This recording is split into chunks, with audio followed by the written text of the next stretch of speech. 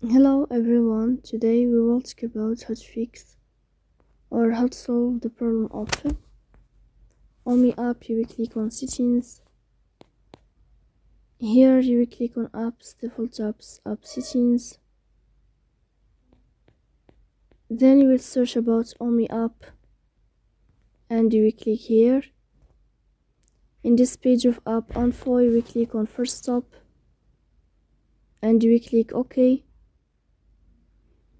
Then you will enter to storage. Here you will click on clear cache.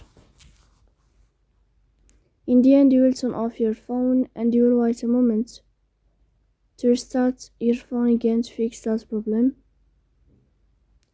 So that's all. Don't forget to support us by like and subscribe. See you next time and thank you for your watching and